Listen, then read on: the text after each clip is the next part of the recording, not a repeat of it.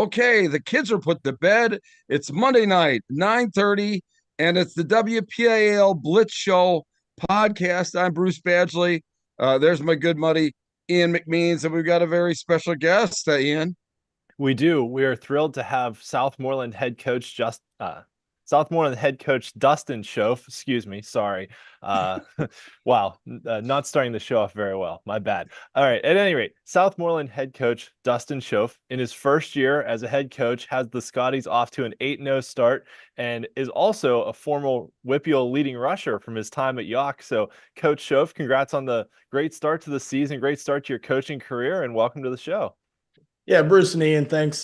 First and foremost, thanks for having me on tonight. It's an honor to speak, just about the program, right? And, what we're doing, the good things, right? And the things that we still have to work on and, but all the positive things, right? There's a lot of good things going on with our kids and our school district, right? There's a lot of people to thank that, but, thanks again for having me on tonight.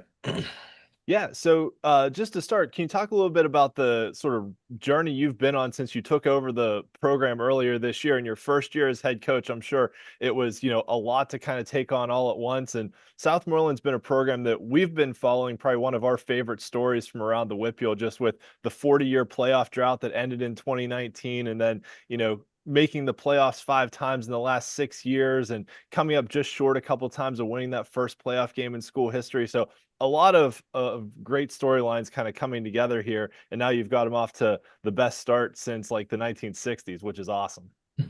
Yeah, it's been a really good start, obviously, and we're happy about it, right? But we're still hungry, and just kind of thinking about the journey, right? We started February 3rd with the kids, in the off season.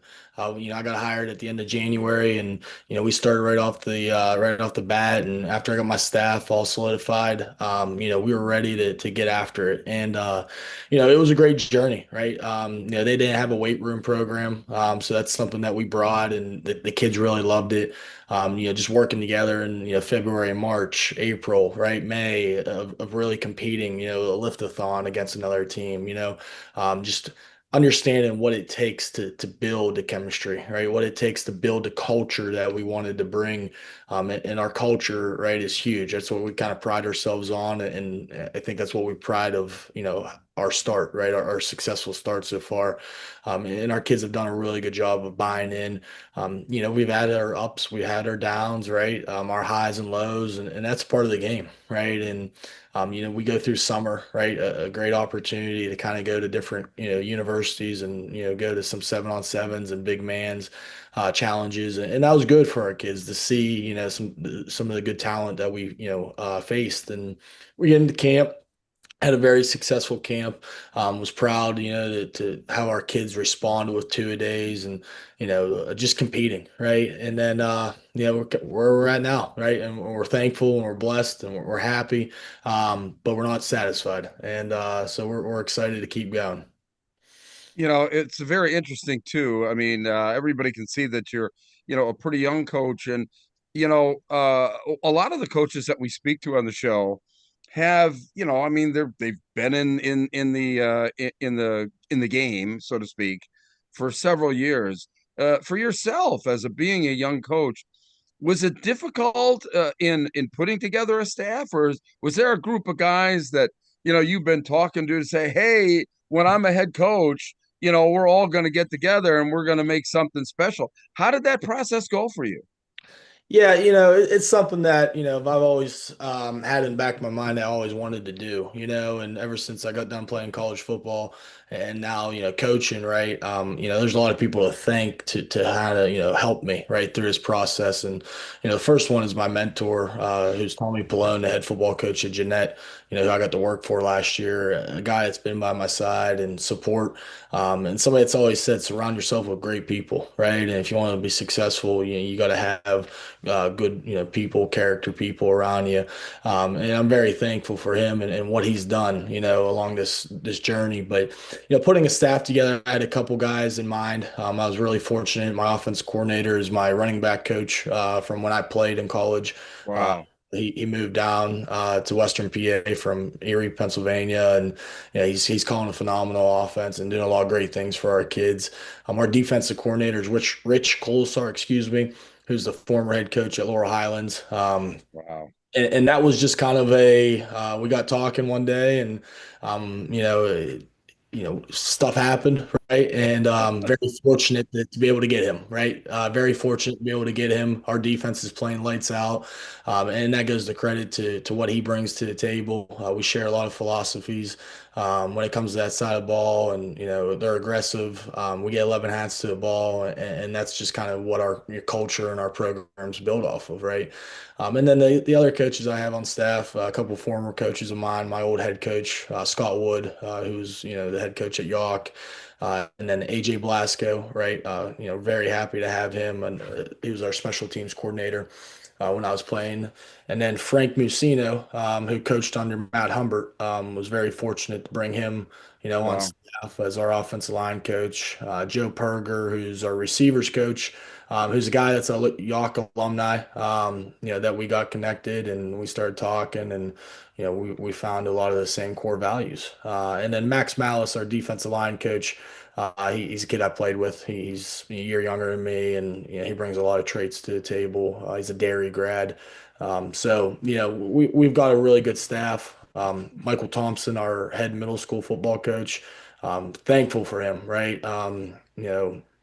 He's a guy that shares the same kind of culture, right? And getting what we got rolling down there, our middle school football team's competing in the playoffs this Thursday, and we're really excited about what they've done so far and what the future holds. And Greg Boggs, and then Coach Bretts, these are great guys, and I don't think. One of the things I was looking for in this whole building a staff was, good football coaches, right? People that experience, people that shared the same philosophy as me, people that would buy into what I wanted to do. But the biggest thing I was looking for character people, great people. I don't think America needs more football coaches. I think we needed a lot of great people, and that's something that all these guys bring to the table. Wow. Yeah, that's awesome. And I know we've had Coach Colasar on the show before. Coach Humbert's been on the show and talked about their assistant coaches and things like that. And that's awesome. You're able to get some guys that have been associated with successful programs too to come in and supplement what you're doing there as well. So that's great to hear. And we always hear from the coaches that have been around a long time and kind of are in, I'll say, program mode, that they just keep churning things over, about the importance of the connectivity between the middle school program and the high school program. That when you have that similar philosophy and things like that, that you can just bring kids right into the high school program and they're already on board and know what you're doing, and how important that is. So that's awesome that in your first year you've already been able to establish some of that. One of the things we like to do on the show too is to try and give some shout outs to the players that don't often get their name published in the paper. It's real easy to find stats for quarterbacks, the wide receivers. Dawson Wolf's obviously having a great year as your dual threat quarterback. The Darnells, Jackson Mickens, everybody, like your offensive skill players are having a great year. But if you want to give some shout outs to the guys up front in the trenches, because I'm a big believer that football's won and lost in the trenches, and the offensive and defensive linemen should get their accolades as well, even though it's harder to find stats on them. Yeah, absolutely. The first one I'm thinking of is Jake Govern. He's a senior. He's the only offensive lineman that we brought back from last year. And he's a kid that's been the staple and the foundation of anchoring our offensive line at the center. He started out at left tackle where, he played for his first 3 years, and, we moved him to center, and, he's doing a lot of great things, right? His leadership really carries over. He's continuing to do, what we need him to do on and off the football field, and we're extremely proud of him. Justin Rival, right? Cohen Niederheiser, Caden Shannon, right? Another guy that's a first-year football player that's starting for us at tackle. And he's been, very coachable and embracing every opportunity that he's gotten, to just play football for 1 year. So we're super proud of him. Some of our younger kids that have seen some playing time up front, Lane Kiefer, a freshman who's really excelling, Wow. at a fast pace. David Sager, who's a really really good wrestler. He's playing football as well, and we're proud of him. We're really proud of him. It starts up front on both sides of the ball, right? and they're going to continue doing great things. Luke Stinnett is another kid that's a tight end for us and defensive end, who's a sophomore, who's a young cat, right? And he's making a lot of good football plays. And, seeing him develop, right, from week 0 to now, I was just talking about him, watching the film from last, week in Mount Pleasant. And this young man is just, excelling at a fast pace. And we're excited we get, rest of this year and 2 more, right? And, Wow. really proud of him. Our linebackers are doing a lot of good things. They compete, right? We feel very comfortable with who we have in there, and then some of the younger kids that are developing that are playing JV. They're a player or two away, right? And that's something we tell them. It's a privilege to play football, right? It's an honor, it's a privilege, and that can be taken away at any point, right? We never want that, right? But you got to really embrace and be fortunate with, if you're playing 2 snaps a game or 10 snaps or 140, right? So, we're really proud of all our kids and, the development and, just buying in, right? It's hard to go from, transitioning from one, year to the next, especially with new faces in charge. So they've really embraced it, and we're really proud of them. Coach, when, obviously, there's a lot to put this together, not only, a new coaching staff, but then obviously, putting your stamp on this program or what have you.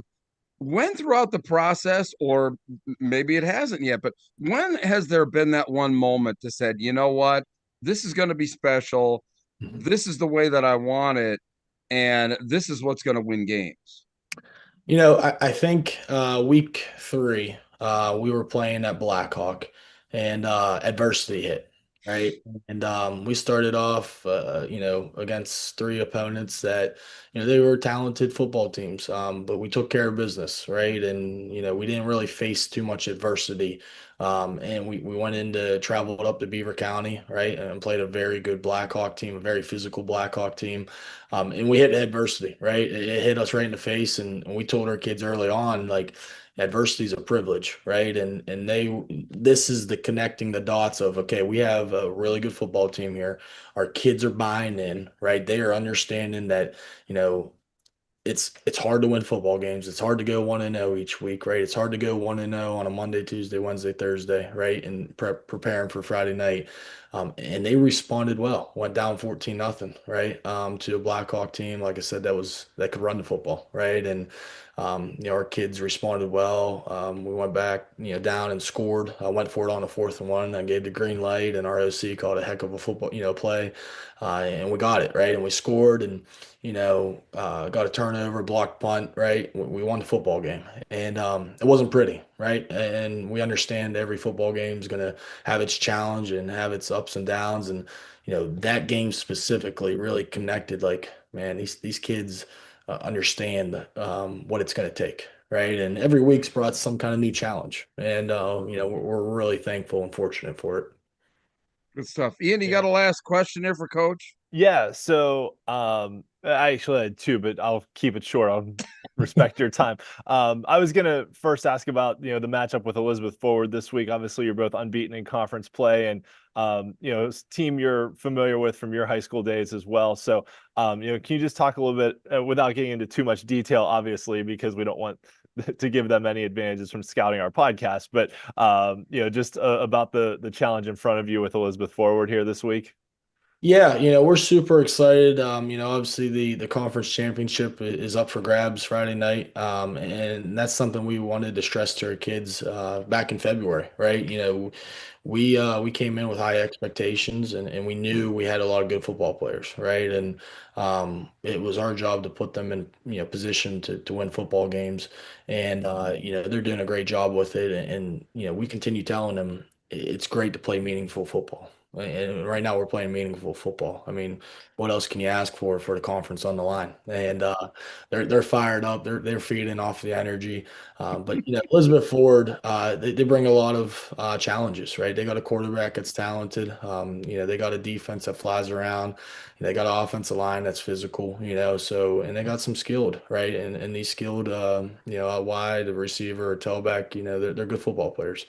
So and then their tradition of being good. And that's something that we want to be playing these football games, right? Because that means we're doing something good. And I just can't, wait to see our kids go out there and, play another Friday in Western PA in the fall, right? And competing for championships.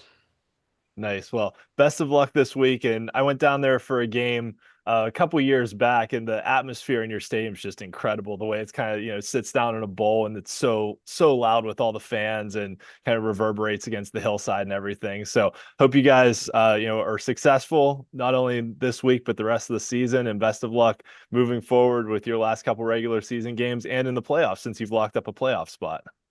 Yeah, Ian, Bruce, we appreciate it. Thank you again for having me. It's an honor, and I appreciate everything you guys are doing. Yeah.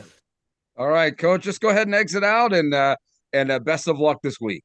All right, guys, take care. All right, Thank we'll you. see you later, man. Thank you. Take care now. Bye-bye. Wow. Yeah. How can you, just amazing. I think that the level of gratification that he must feel as a first-year head coach, because and this is the first time he's been a head coach anywhere, Mm-hmm. putting together a staff, putting together his own stamp and stuff like that, and to have the success. I mean, for him personally, he must have a great deal of pride in himself. Oh, absolutely.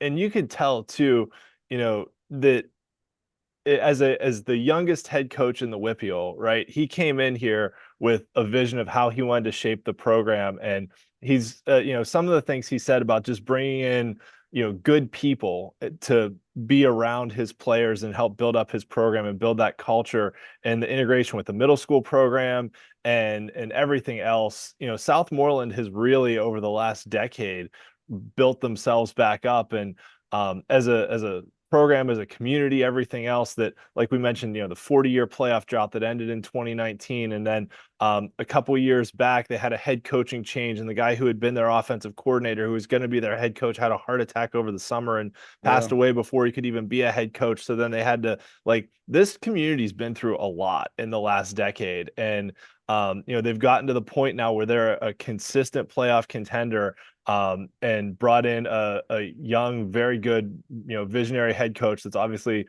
loaded his staff with very talented coaches, and coaches that also have had success at programs, right? Like Coach Colasar at Laurel Highlands took that program from a program that hadn't done much ever, won their first playoff game, won their first conference title while he was there, got to host their first playoff game in like 25 years. So, having that kind of experience on his staff is definitely beneficial. And, this Southmoreland program faced some adversity this year. I mean, the kid who was supposed to be their quarterback, or who was the quarterback last year, transferred out. And so they had to, basically restock. You heard him talk about how many young kids he's got playing on the line. Yeah, that's Like, amazing. Yeah, but only also, one returning lineman, and they're undefeated. That's incredible. yeah. Yeah. And the other thing I want to mention too, I was kind of amazed when he was going through his staff for a 3A program. He's got a lot of assistant coaches, which is great that the school, the boosters, the community, the program, everyone was willing to kind of go in on, let's have all these coaches to help our kids too, because as when you're in the bigger sizes, 5A, 6A programs, you expect them to have a whole slew of assistant coaches. But in the smaller programs, they don't always have that. So to be able to have that's a huge benefit, not only for him as a head coach, but also for the kids on the team. And it sounds like these gentlemen who are on his staff have a wealth of experience that I'm sure that he's benefiting from as well. He obviously has coached or played for them, and maybe a little bit coached with them, but now, I mean, this has almost got to be a classroom for him too, and actually having these guys, on his staff, running the offense and defense there. So just a great story, another great story, of coaches and teams and communities here on the Blitz show. I mean, for nothing more than what we've accomplished over the last 6 years, it's been highlighting those. You've done such a great job, Ian, finding these stories that everybody in the WPIAL and across the state need to be looking at that are very, very special. So good job on that, my friend. Thank you. Well, I mean, I don't want to take too much credit, but I mean, I've always said, like, I'm just like a guy with a spreadsheet who loves talking about this stuff, right? That, I mean, it's the coaches that are out there doing it. I just, if I can use what little platform I have to try and highlight a lot of these good stories that are happening, then I love to be able to tell those kind of stories. Yeah, we do. I think that we both do, and it's been a pleasure meeting these guys. So let's talk about last week. Let's do it. Yes. So thanks everyone for tuning in to this week's edition of the WPIAL Blitz Show. You've obviously found us on YouTube, and you can also check out our other social media pages as well as my WPIAL articles on steelcityblitz.com. I just published the WPIAL Week 8 playoff scenarios. So what teams need to do to get into the postseason this week, as well as I have Games of the Week articles, WPIAL standings page, and all that good stuff on steelcityblitz.com. So let's talk about some of our key results here. There were a whole bunch of them this week. And so we'll start at the top with Shaler beating North Hills. Now, this was a game we talked about last week. Shaler only had 1 win coming in. North Hills only had 2 wins.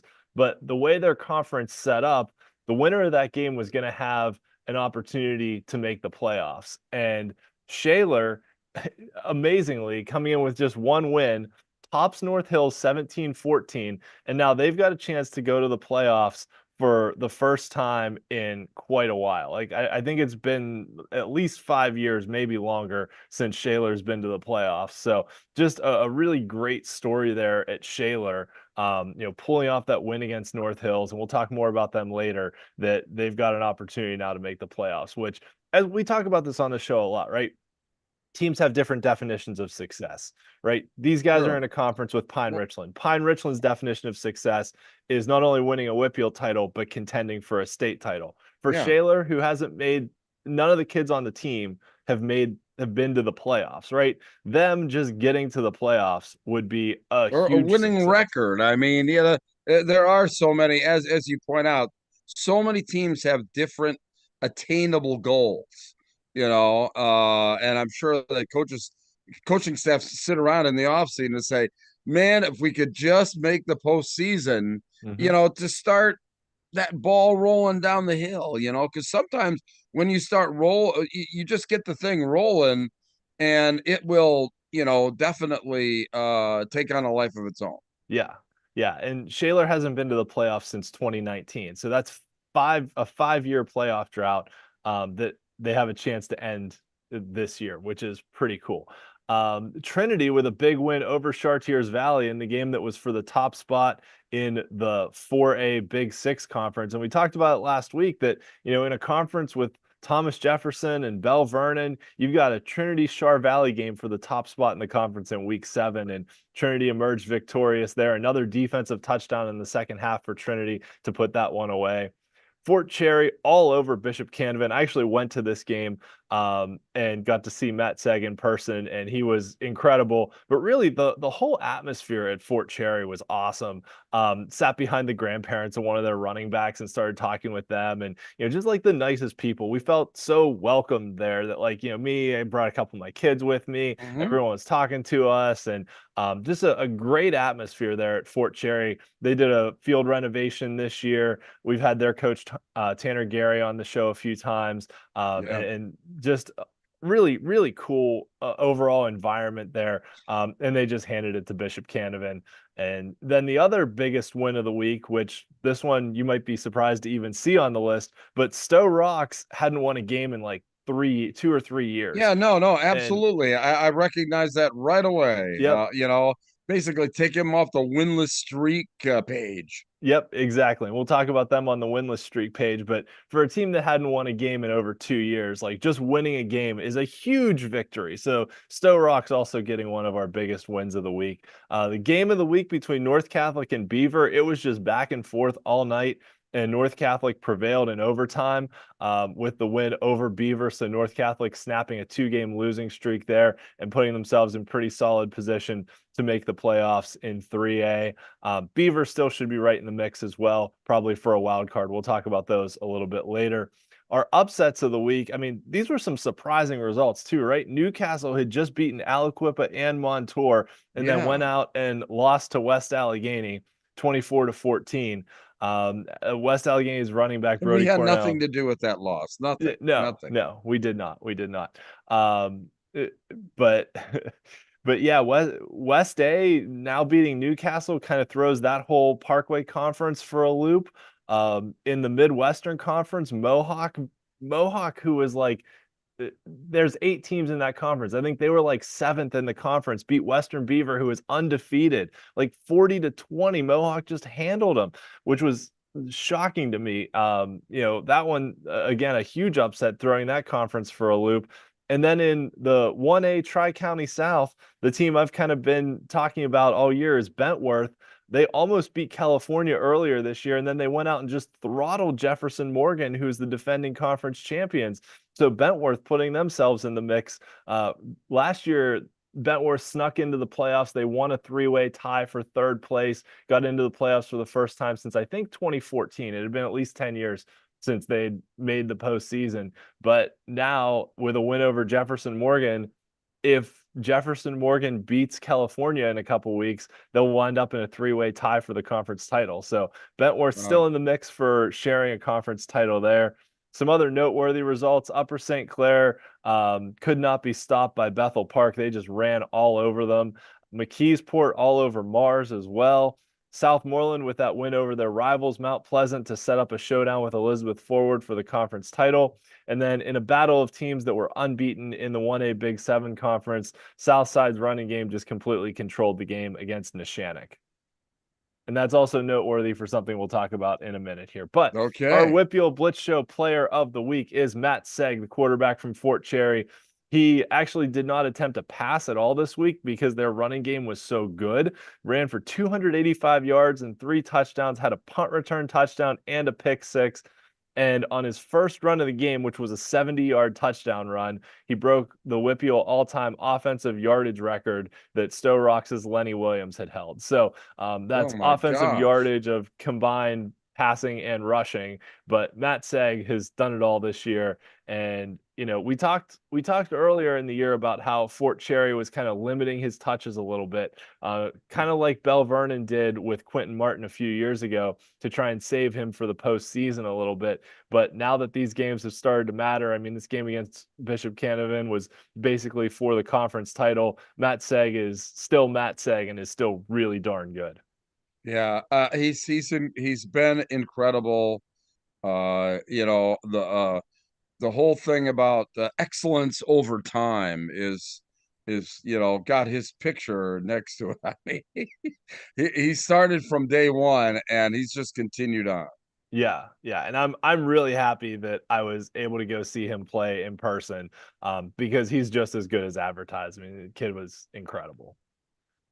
Some other top performances this week: McKeesport running back Keemon Spell ran for 236 yards and had 6 total touchdowns, 4 on the ground, a receiving touchdown, and a punt return touchdown in McKeesport's win over Mars.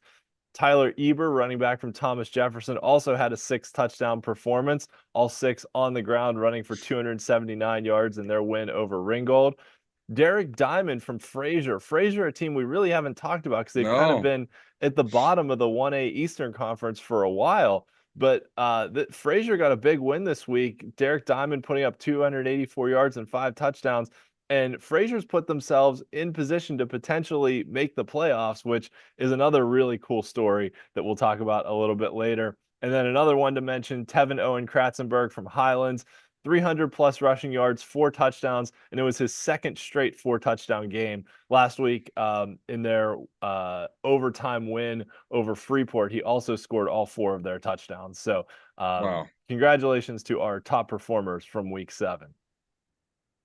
All right, so our streak watch, which I mentioned, all the teams on the active winning streak side stayed the same, but Stowe Rocks ending that 17-game losing streak with that win over Carleton. So congratulations to the Vikings getting off the schneid, and that leaves just 7 winless teams after Northgate also won this week, and only 6 remaining undefeated teams after Western Beaver and Jefferson Morgan both appeared on our upset list of losing to Mohawk and Bentworth, respectively.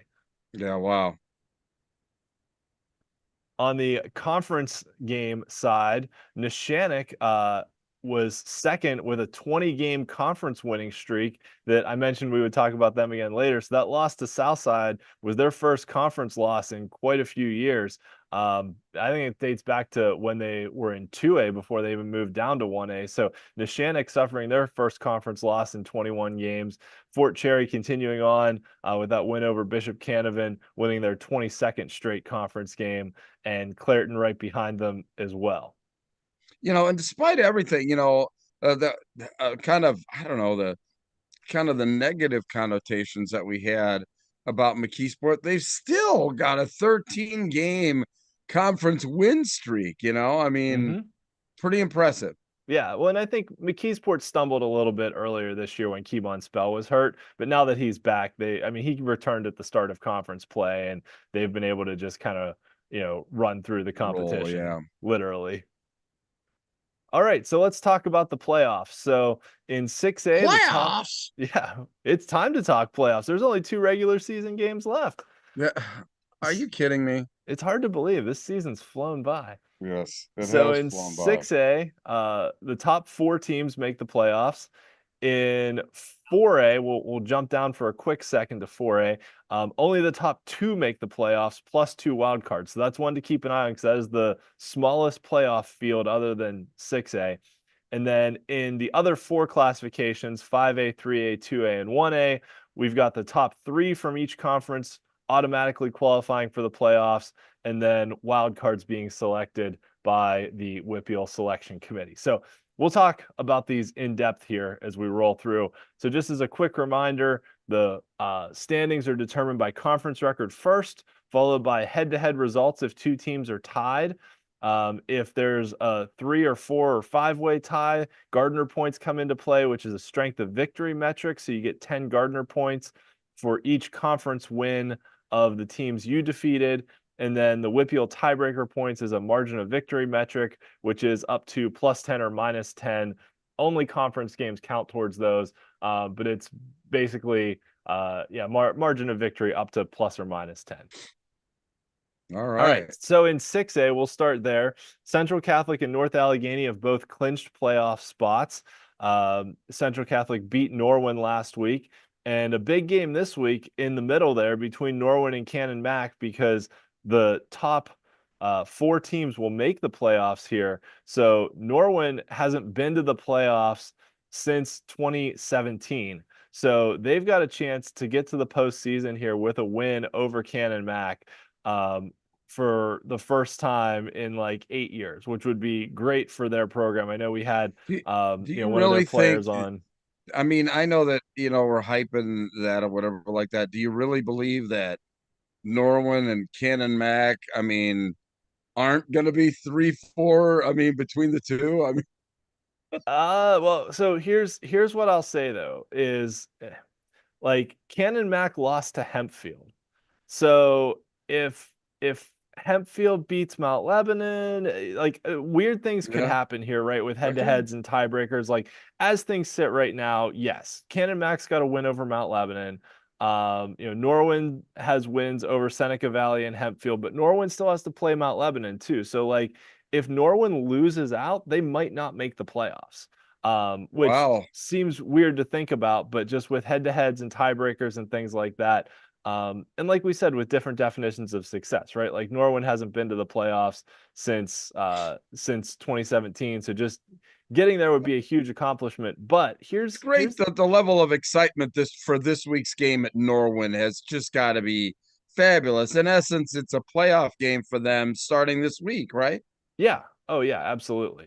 And the other thing I do want to mention here is coming in third, I think, is very important. Like, we've talked all year about how Central Catholic and North Allegheny are most likely on a collision course to meet again in the championship game, which is still, I will say, most likely. But Central Catholic's been dominating everyone in conference play. If you look at North Allegheny's conference results, they beat Norwin by 3, 20-17. They beat Mount Lebanon by 9, 28-19. Now, Mount Lebanon had a 100-yard pick six in that game, but still, Right. they only beat them by 9.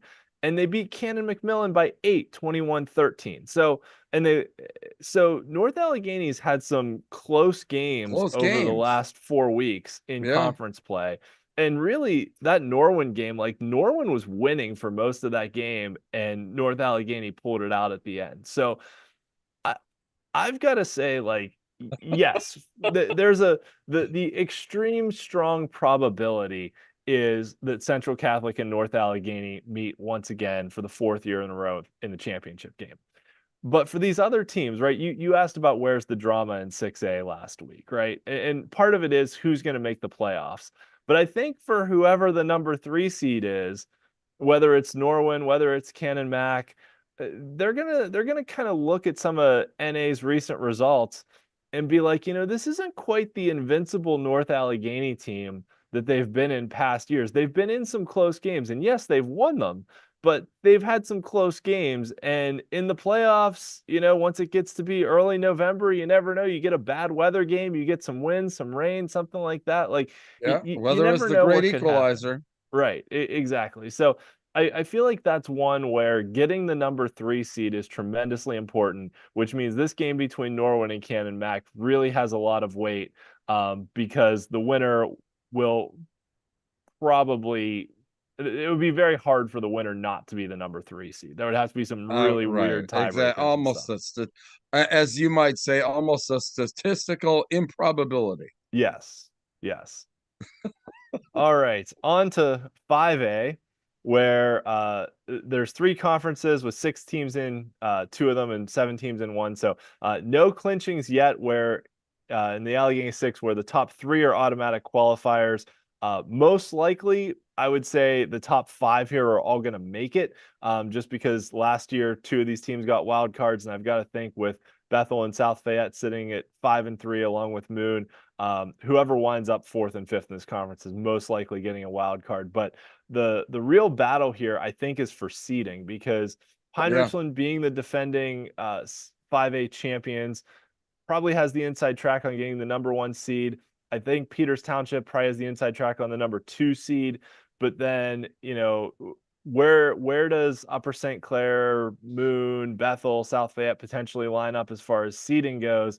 I think that would be, a really big thing for those teams. That who are they potentially going to have to play? Can they avoid playing, a Pine Richland in the quarterfinals or something like that? So Well, I yeah. think they all would like to get a playoff win under their belt. I think that, that usually suffices in satisfying, the home fans or whatever like that. And especially if they can get a home playoff game and win it, there's a pretty, you know, at least a good sense of satisfaction exiting the season. You know what I'm saying? Yes. The other thing I will mention too, with 5A is 12 teams make the playoffs. So that means 4 teams get buys. So most likely the 3 conference champions plus 1 other team. So if Upper St. Clair keeps winning out, they're in really good position to be that one other team that gets a bye,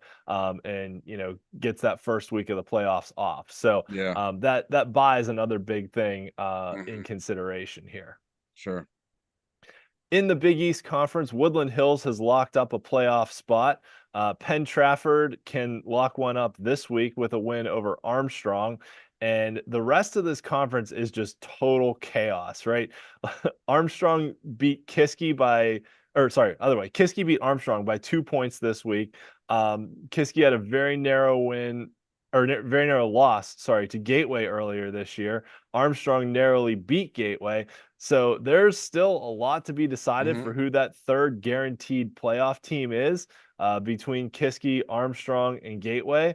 And Yeah. if everything kind of plays itself out, we could wind up in a situation where there's a 3-way tie here, where like all 3 teams have beaten each other, and it comes down to either those Gardner or those tiebreaker points. So, winning or losing games by is, as minimal amount of points to lose as possible, or the most amount of points to win as possible, definitely helps when we start to get into these tiebreaker scenarios too. So a lot still to be decided here, but this one is definitely the playoff race. I think that's the most interesting in 5A because of the potential for a three-way tie between Kiski, Armstrong, and Gateway. Yeah, good stuff. And then, Congratulations, Woodland Hills. yes, and then in the Northeast Conference, Pine Richland has a playoff spot locked up. They do have a massive non-conference game against North Allegheny this week, which is probably the headliner game in the WPIAL because it's two premier programs taking on each other. But these other two games are really important for the playoff race, where North Hills, if they want any hope of getting into the postseason picture after they lost to Shaler last week, has to beat Penn Hills and basically hope they can force a three-way tie, whereas Shaler just needs a win over Fox Chapel and then a Penn Hills win over North Hills to make the playoffs for the first time since 2019. So Wow. Shaler sitting at 2-6, basically just needs a couple wins under their belt, and they're going to be playing in the postseason. So the pretty cool opportunity for Shaler here, for a team that's kind of been down in the dumps for a while. But Penn Hills, if they can beat North Hills and Shaler wins, gets both Penn Hills and Shaler into the playoffs. So let's talk about this playoff race a little bit, right? As things stand right now, like I said, the top three are guaranteed to get in. So the teams in bold are ones that have clinched playoff spots so far. The other ones are still yet to be decided. But then when we start looking at those three wild cards, right? We talk about Bethel Park and South Fayette both being 5 and 3. And then I talked about that potential for a three-way tie in the Big East Conference where you've got Kiski, Armstrong, and Gateway. But with Talking only about a sub 500 team likely going to make the playoffs. Oh yeah, there definitely will be. I mean, well, just thinking about Penn Hills at 3 and 5, Shaler at 2 and 6, you're going to get one in the one of those guaranteed spots too. But potentially that three-way tie between Kiski, Armstrong, and Gateway, you're going to wind up in a spot where one of those teams in that three-way tie is not going to make the playoffs, assuming Bethel Wow. and South Fayette both get wild cards. So, it's definitely something to keep an eye on as we roll through the next 2 weeks of the regular season. All right, on to 4A, starting in the Big Six Conference, where Trinity got that big win over Chartiers Valley. Thomas Jefferson rebounded from their loss to Trinity by beating Ringgold. So now we've got a showdown between TJ and Char Valley. Let's remember, in 4A, only the top two teams in a conference are guaranteed playoff spots because of that limited 4A field. So this TJ Char Valley game is extremely important to kind of sort out. Both these teams already have lost to Trinity, so sorting out who's that second place team. But don't sleep on Bell Vernon either. Bell Vernon had a really close 4-point loss to TJ, 1-point loss to Char Valley.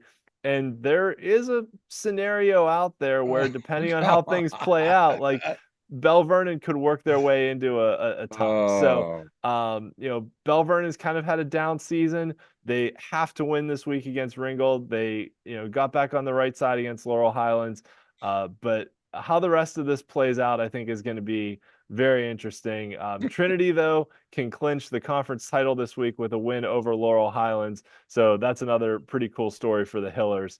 Bouncing back from their 1-4 start to the season to roll through conference play the way they have. It is really nice, Ian, how you give some of these, like you give some of these teams that flicker of hope that nobody else gives, just so that I think that they'll watch this show, right? I'm just saying, a mathematical possibility exists, right? If it weighs the same as a duck, it's made of wood, right? Absolutely, and it's a witch, and we got a burner. Okay, all right. Yes, come for the football, stay for the Monty Python Save for the Monty references. Python, yeah, right. Yes. All right. In the Greater Allegheny Conference, McKeesport beat Mars, which gives the Tigers the inside track for the conference title. They can lock that up this week with a win over Indiana. Mars and Hampton have a big game where the winner will most likely clinch a playoff spot and finish second. It would take something crazy for that not to happen. So Mars against Hampton in a Route 8 showdown here to figure out who the second place team is in the Greater Allegheny Conference. So another good one here as we kind of wind down in the penultimate week of the regular season, where only 2 teams are going to make the playoffs here, even though McKeesport and Mars have pretty much been the dominant team so far.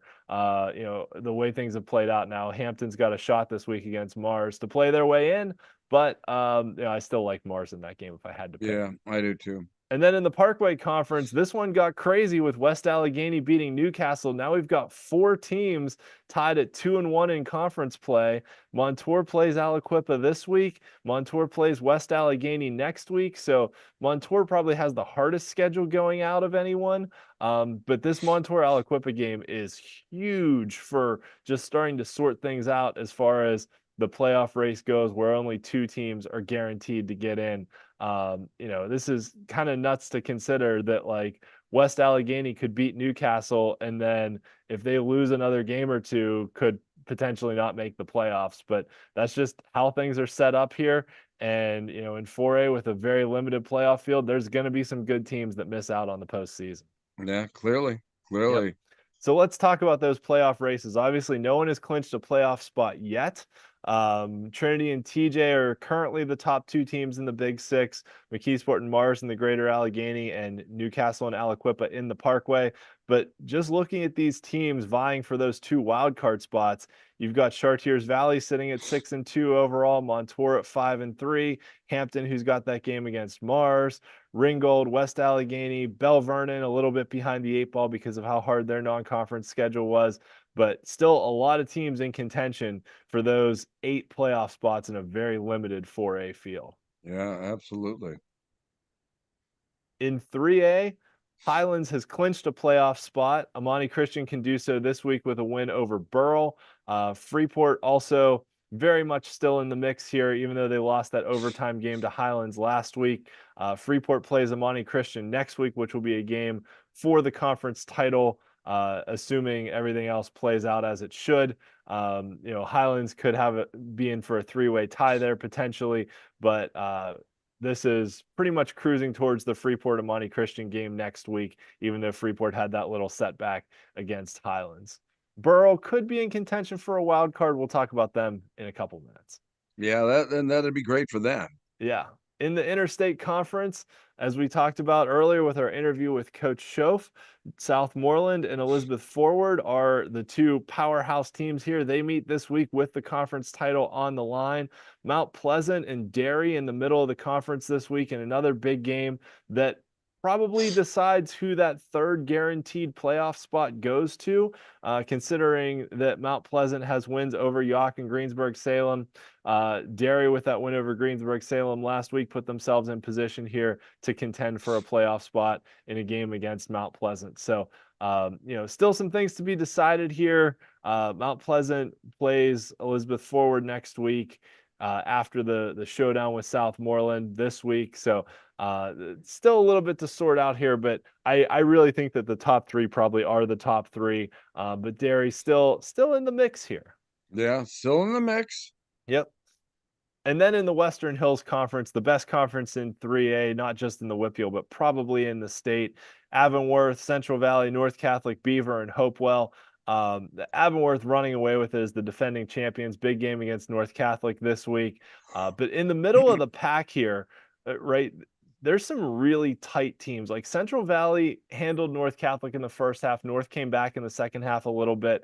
I think Central Valley probably winds up second, but they've got a game against Hopewell this week, who's 6-2 overall and can really score.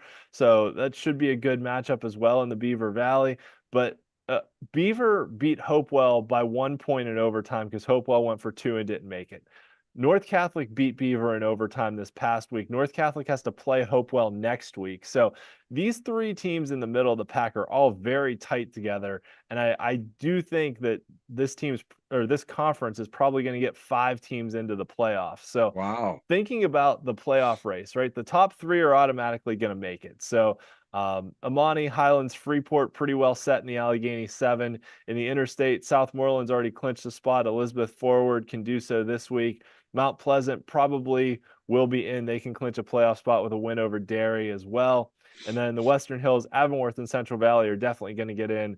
And then between North Catholic, Beaver, and Hopewell, Even if it winds up where Hopewell beats North Catholic next week, I think there's enough there for all three teams that all three of those should get in, which then probably drops the last wild card to either Derry or Burrell. And Derry beat Burrell 13-7 head-to-head earlier this year. So I do think Derry actually, with that win over Greensburg-Salem last week, has put themselves in position to potentially get that final playoff spot in 3A.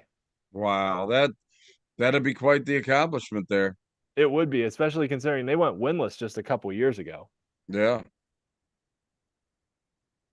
Okay, in 2A, South Allegheny rolling through the Allegheny Conference, 8-0 now after they just throttled Apollo Ridge 35-0 this past week. They'll play a non-conference game this week, but Apollo Ridge taking on South Park. This is a big one for South Park because South Park, the defending 2A champions, with what's happened to them so far this year, some close losses. That loss to Olsh was a really close one, but they really need to win out to make the playoffs. And South Park in danger of not making the playoffs a year after winning the WPIAL title, which would just be crazy. So this one's a big one against an Apollo Ridge team that, finished next to last in the conference last year, now sitting in second place and having a win over Steel Valley. So should be a good game between Apollo Ridge and South Park, but it's a big one for both of them. And people, I think, are still marveling at the precipitous fall of South Park because they started the season out very well, and all of a sudden it's just kind of falling apart. Yeah, yeah, and some of their losses have been in close games too. So they had a couple blowouts in there, but their loss to Olsh, I think, was a 1 or 2 point loss. So I think one of the things with South Park was they really dominated last year up front in the trenches, and they graduated almost their whole offensive line. So graduated their leading rusher too. So for a 2A team that really relied on their running game, they brought back some talented players, but just having to replace that offensive line, I think, caught up with them eventually. Yeah, it does all the time. Yep. In the Century Conference, this one is pretty well set where Washington, Seton LaSalle, and Keystone Oaks have all locked up the 3 guaranteed playoff spots. So the remaining storyline here is just who's going to be the conference champion. Seton LaSalle plays KO this week and plays Washington next week. So those 2 games will decide the conference title, and that's pretty much all the drama here because that's all you got to say about that. Yeah, pretty much. And then the Midwestern Conference, this one has just gone crazy with teams beating each other, where with Mohawk beating Western Beaver, I mean, Mohawk sitting in 7th place, Western Beaver was undefeated, and then Mohawk went out there and beat them 40-20 last week. Elwood City not out of this thing. Elwood City not out of it. Beaver Falls, who was winless last year, now has rattled off 4 wins in conference play after losing their opener to Western Beaver.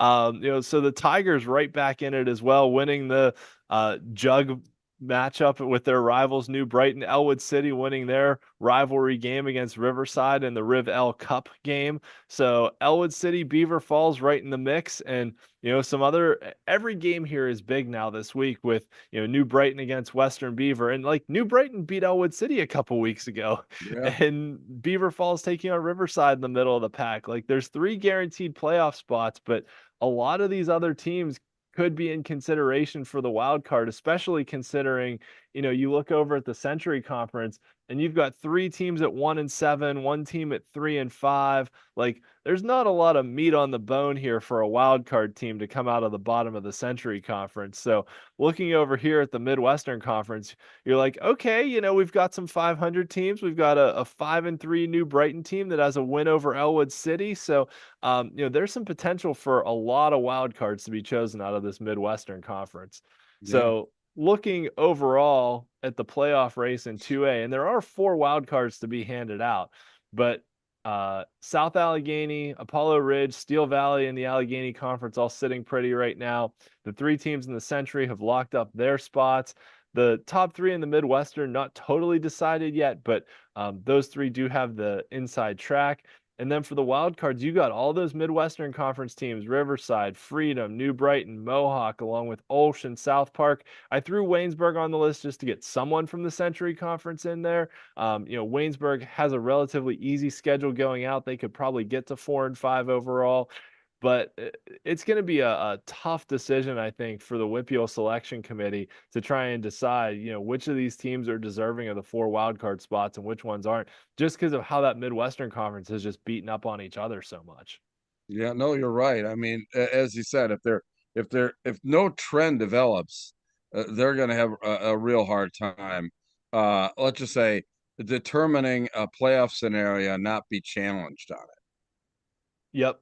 And I think at the end of the day, what do you go back to, right? Do you go back to your tiebreakers? Do you go look at non-conference games and who teams played? And I think looking back at the decisions the selection committee made last year, I do think they took, I'll say, non-conference strength of schedule into account, where some teams with worse records got in because they played tougher non-conference schedules, which I think Okay, is fair, right? That if you say, hey, you played a pretty easy non-conference schedule, our standard of expectation for you is a little bit higher than for teams that played a tough non-conference schedule, that we're willing to have a little more sure. leeway for them. All right. And All then right. in 1A, in the Big Seven Conference, Southside Beaver and Laurel have locked up their playoff spots, and they have a game this week with the top spot in the conference on the line.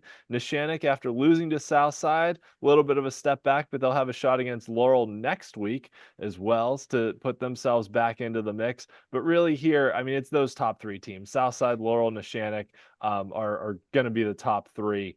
Shenango has lost to all 3 of the top teams, so there's a pretty clear divide between top and bottom here.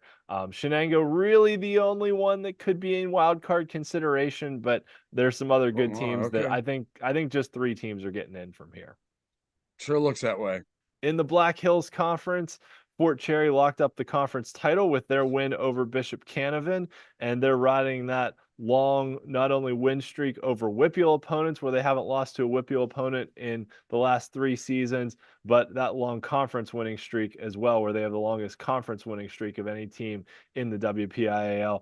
Bishop Canavan sitting in second place. Chartiers Houston, one of the great stories this year. They were at the bottom of the conference last year and have put together some wins and are right in the middle of the pack this year. Their game against Cornell this week is pretty big for the playoff race. And Monessen, Cornell, both sitting there in the middle of the pack as well. So one of these 3 teams between Char Houston, Monessen, and Cornell is going to get a guaranteed playoff spot. But the 2 that don't, I think, will be right in the running for a wild card as well. Yeah.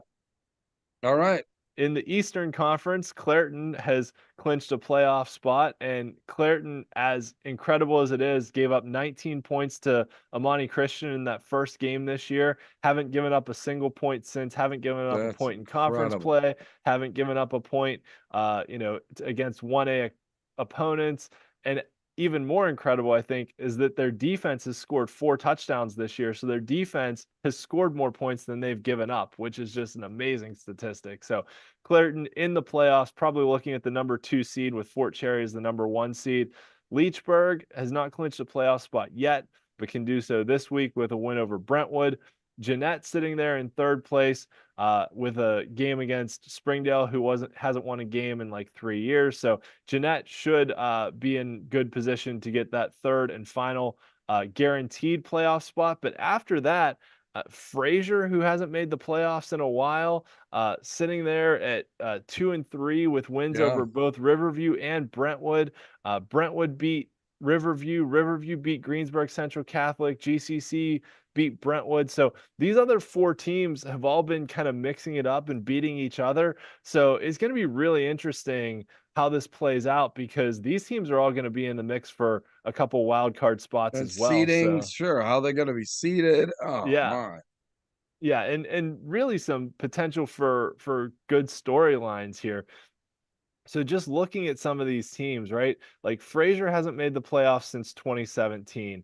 Riverview hasn't made the playoffs since 2016. So some of these teams have some potential to snap some pretty long playoff droughts, depending on how these next couple games go for them. So Fraser against Greensburg Central Catholic this week, a big game in Westmoreland County to help sort things out there. And we'll see as we go down the stretch how this all plays out. Yeah.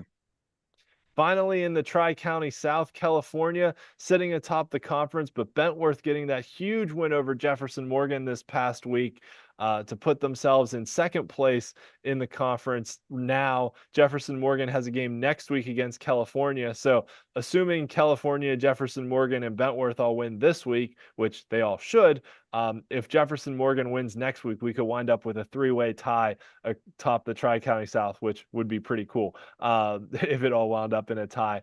But Bentworth right there in the mix though, because their loss to California was only by 1 point, and it'd be pretty cool to see Bentworth, who last year snapped a decade-long playoff drought, get that co-conference champion. So I'm kind of pulling for that to happen.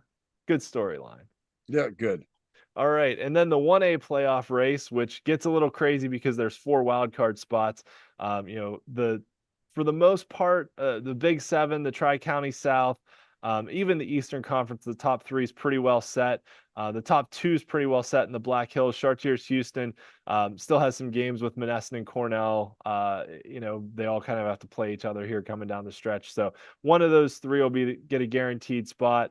The other 2 will be in the mix for the wild cards. But then we've got all those teams from the Eastern Conference: Fraser, Riverview, Greensburg, Central Catholic, Brentwood, Avella sitting there at 6-2. But they didn't really play the toughest non-conference schedule. So, last year the WPIAL did not look very highly on the Tri-County South. So we'll see if that trend continues and Avella does or does not make the playoffs as the 4th team out of the TCS. Mm-hmm. So we'll see how it all plays out over the next few weeks. But a lot of teams still in contention here for the 4 wildcard spots in 1A. And I mentioned some of these other teams that haven't made the playoffs in quite a while being in the hunt, right? Hopewell in contention for a 3A wild card, Riverview, Norwin, Fraser, Shaler, all these teams that have potential here to snap some playoff droughts where these current roster of players weren't even in high school the last time they made the playoffs. So some pretty good storylines potentially brewing here. All right, our week 8 games of the week. So we talked about the Canon-Mac Norwin game being a big one in 6A with a playoff spot on the line and potentially the number 3 seed and not having to play Central Catholic in the semifinals. That Upper St. Clair Moon game for pretty much second place in the Allegheny 6 Conference behind Peters Township. Some big games in 4A to try and determine some playoff spots. Basically, both these games are for second place in their respective conferences, but with only 2 teams making the playoffs, they're both big contests. Elizabeth Forward and Southmoreland playing for the conference title. Avonworth and North Catholic. This is a nice old rivalry game. I mean, these teams were rivals back in Single A, back in the 2010s to 2015 kind of time frame, and now they've moved up to 3A, playing again. So rivalry renewed there at JC Stone Field this week. If North Catholic could pull the upset over the defending champions, they'll be right back in the mix for a share of the conference title. Seton LaSalle against Keystone Oaks, with conference title implications there. Seton LaSalle still has to play Washington next week. And then Beaver Falls Riverside in that mess of the Midwestern Conference to potentially decide one of the guaranteed playoff spots. Southside and Laurel battling for the top spot in the 1A Big 7 conference. And then the non-conference game of the week, North Allegheny taking on Pine Richland. Just 2 premier programs squaring off in week 8 is just going to be a great matchup because there's going to be a ton of talent on the field there. Yeah, and I wonder why they wait so late in the season. I mean, to play this game, I think normally teams try and get these, out of conference games, especially of this magnitude, over early so they can kind of concentrate on their league schedule and develop momentum going into the postseason. So I find it rather odd, but very entertaining. Yeah, and I think one of the reasons is there's 7 teams in 6A in the WPIAL. So, once we get into conference play, 1 team has to play an out-of-conference game every week because 7 is not divisible by 2. So this was North Allegheny's week, and so the WPIAL wanted to keep those rivalry games, right? Pine Richland had Central Catholic earlier this year, has North Allegheny now. I will say I think this is a bit late in the season for these 2 teams to play just because of the quality of opponent they are, and they're going to beat each other up. It's going to be a tough physical game. Point. And you don't want to have to play someone like that in essentially a meaningless game, right? Because it doesn't matter towards playoff qualification. Um, it, you don't necessarily want to have that like 2 weeks before the playoffs, right? You'd prefer this game be like a week 5 or week 6 game, kind of in the middle of the year. The other thing I will mention, though, the Pine Richland Central Catholic game, I think that happened in week 1, and somebody brought it up that the WPIAL actually really messed up the schedule, that they should have had that game in like week 3 or so, because the way the schedule fell this year, week 1 was before college coaches were allowed to go attend high school games, and Wow. like it was outside that window of contact. So like you had 2 premier teams of Pine Richland and Central Catholic loaded with Division I talent, and college coaches couldn't go to the game because it wasn't in that like contact window. So, Wow. hopefully next cycle, we're going into a new cycle next year. Hopefully the WPIAL can fix some of these scheduling things. And I will say, in their defense, the WPIAL has gotten a lot better at making the schedule. I know when we started this podcast back in 2020, I had a lot of complaints about how the WPIAL made the Who could schedule. So, figure it out? I mean, so it was they've like trying to play baccarat in Las Vegas. I Yeah, mean, they've gotten better, but there's still some small improvements that can be made. But they've gotten much better at it, to their credit. All right, so our Week 8 broadcast from friends of the show, KDK Radio has got the North Allegheny Pine Richland game that we just talked about, and then our friends at WMBS out of Uniontown have the Trinity Laurel Highlands game, which Laurel Highlands has the, or sorry, not Laurel Highlands, Trinity has the opportunity to win the conference title with a win over Laurel Highlands. So a great storyline for Trinity there. The other thing I'll mention, because I do a little radio spot on WMBS for their pregame show, is Albert Gallatin, who has been playing an independent schedule since 2018, I think it was. They were a, well, 4A, 5A size program that had won, I think, like 7 or 8 games total in the 9 years before they went independent. They're off to an 8-0 start this year, and just a great story of success and rebuilding their program to kind of show what can be done overall. For these struggling programs, they went independent. It took them a few years to kind of get back to it, right? They won, I think, 5 or 6 games last year, and now this year off to an 8-0 start, playing an independent schedule. And yeah, they're playing teams from Maryland and Ohio, but they've played a couple mhm. of the other Fayette County independents as well. But this is the most games, 8 games is the most games this school has ever won since their school was formed by a merger in the 1980s. So hopefully, they're able to continue that success, maybe potentially even rejoin the WPIAL here in a couple of years, maybe even next year. We'll see. But I think that's the trajectory you want to see when these schools go independent, which is something that like Baldwin and Fox Chapel have threatened to do, because they're like, we can't compete with what we have right now. And some of these schools have shown that going the independent route's a way that you can rebuild your program and Well, rebuild interest in you're it. getting guys playing time that Mhm. you're building depth and you're building experience by playing those guys in that type of environment. Mm-hmm. Yep, absolutely. All right, so let's talk about our rankings Ooh, here. Um, So in the 5A, 6A rankings, our rankings actually stayed the same from last week. Not much has changed here. I don't really anticipate a whole lot changing. I mean, maybe if North Allegheny goes out and beats Pine Richland, it switches a little bit around, but I still think Pine Richland is, one of the top teams in 5A, so probably won't drop them out of the rankings for me. look Um, at you with McKeesport.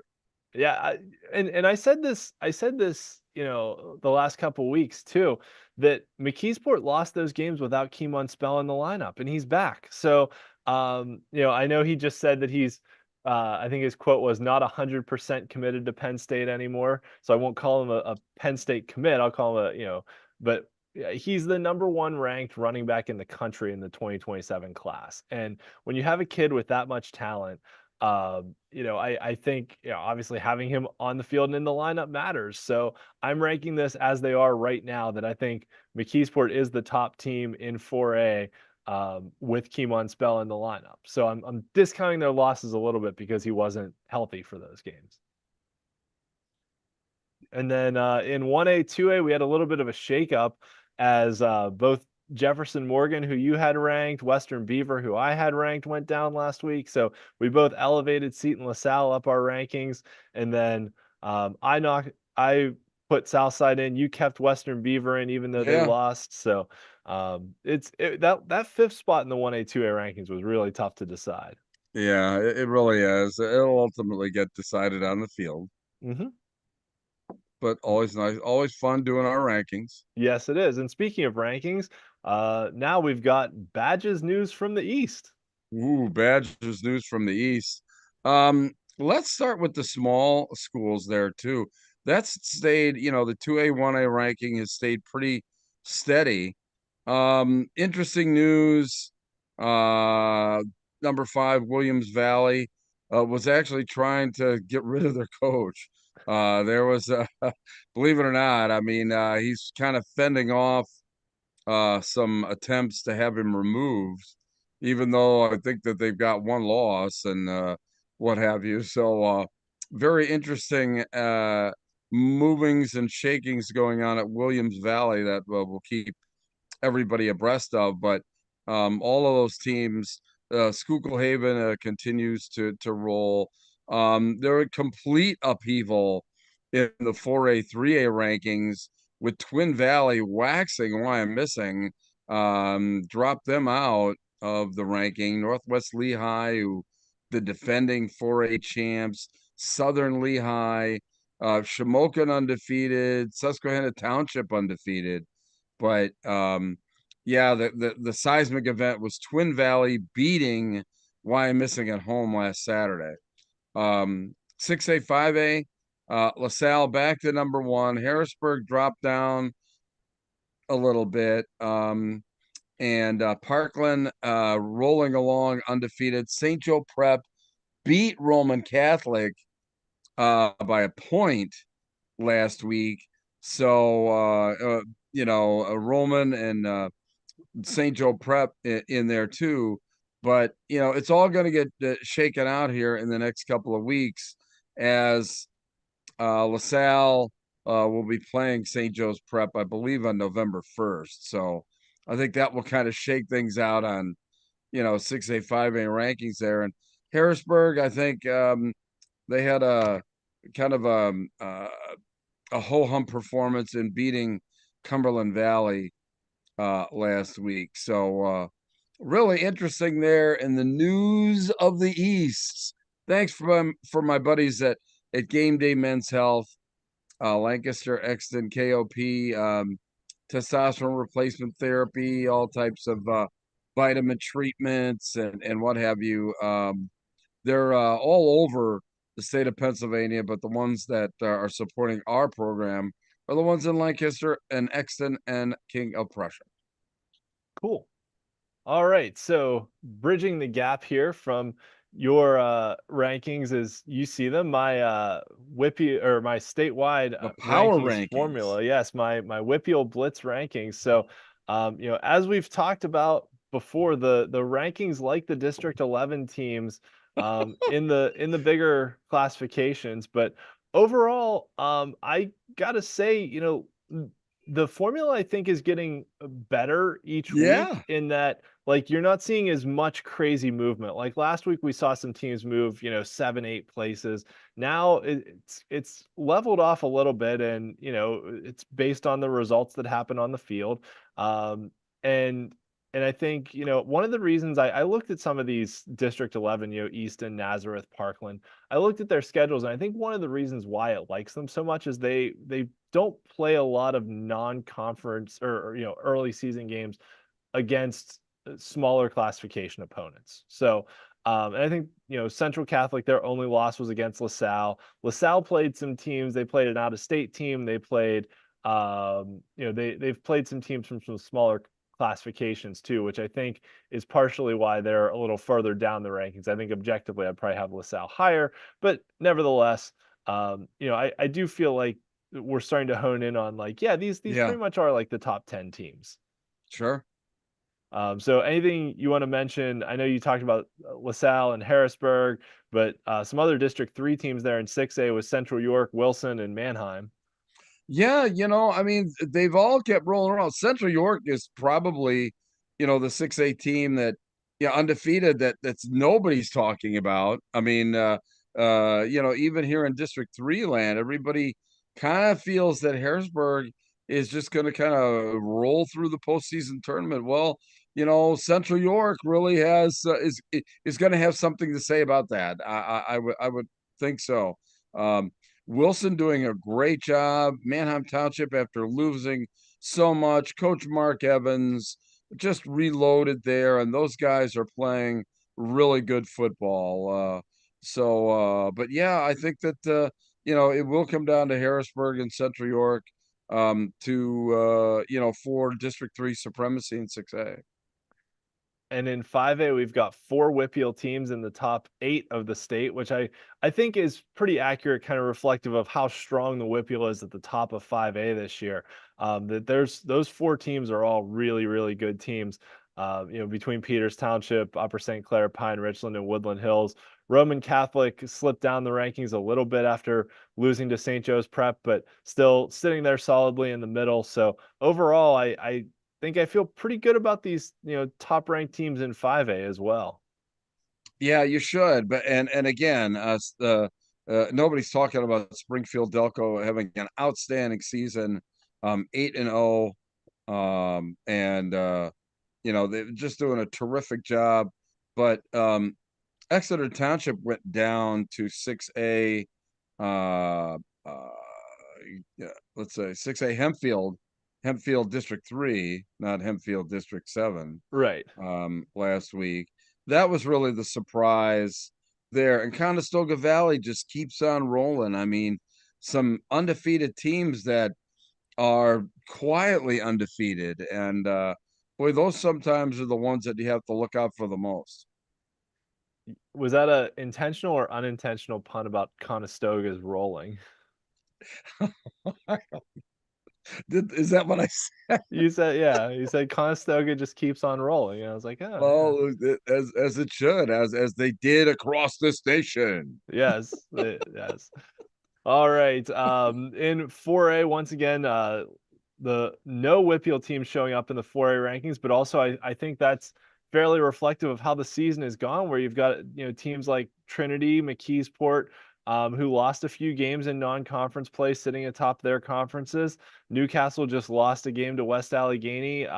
So I think there's a lot of tightly packed 4A teams in the WPIAL, but I would be hard to kind of parse them out, and especially statewide. So I think the teams that have had a lot of success statewide, you talked about Southern Lehigh. Bonner Prendy made the championship game last year in 4A. I know you've been on that Pope John Paul team for a while, but a lot of other schools showing up at the top of the 4A rankings. Yeah, the Punxsutawney Phils even making our top 10 here, Yep.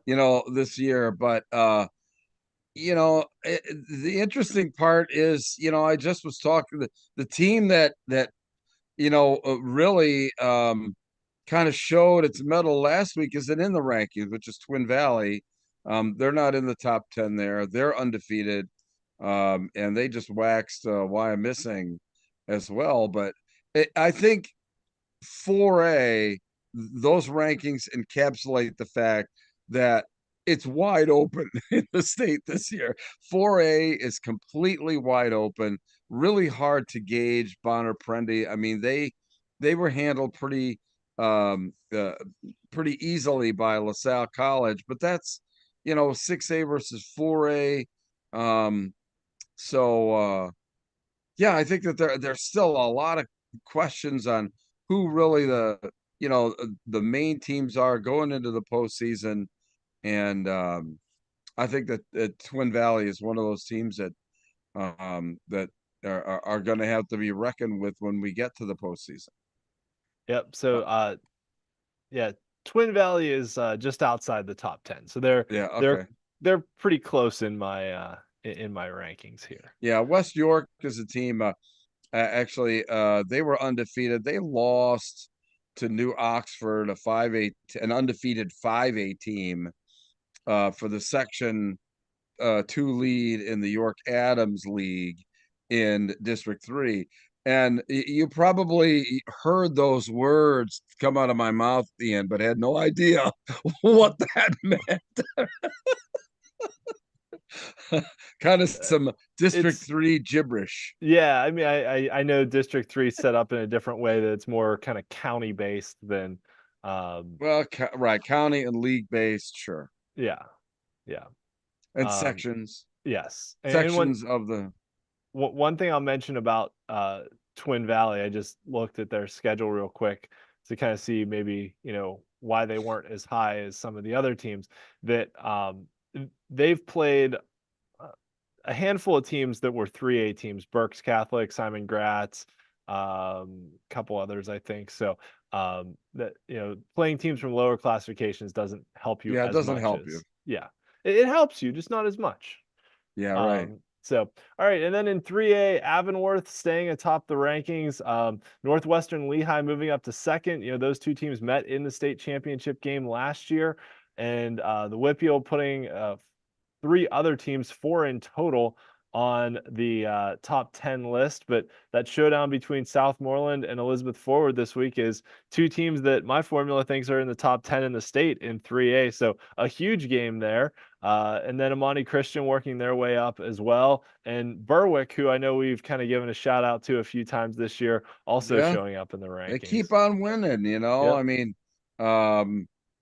yeah, and again, I think that the 3A classification is anybody's um championship to win this year. I think that there's at least 10 teams in both 4A and 3A that are legit to win state championships.